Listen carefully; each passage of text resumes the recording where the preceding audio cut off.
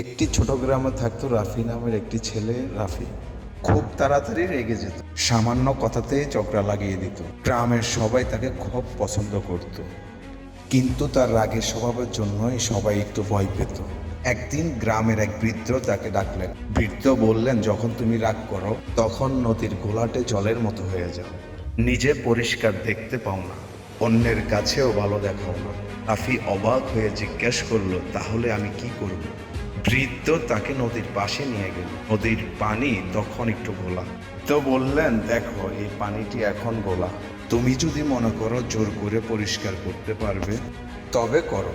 রাফি অনেক চেষ্টা করলো, লাঠি দিয়ে লাড়ল, হাত দিয়ে ছুলো, কিন্তু পানি আরো গোলা হয়ে গেল। বৃদ্ধ তখন বললেন, এটাই রাগ, তুমি যত জোর করবে ততই নোংরা হবে, কিন্তু যদি শান্ত থাকো পানি নিজে থেকেই পরিষ্কার হয়ে যায়। কিছুক্ষণ পর পানি সত্যি সত্যিই পরিষ্কার হয়ে যায়। রাফি তখন বুঝলো রাগের সময় কিছু বলা বা করা উচিত নয়, শান্ত হলেই সবকিছু পরিষ্কার দেখা যায়। সেদিন থেকেই রাফি নিজেকে বদলে ফেলল। গ্রামের সবাই তাকে আগের মতো ভালোবাসতে শুরু করলো।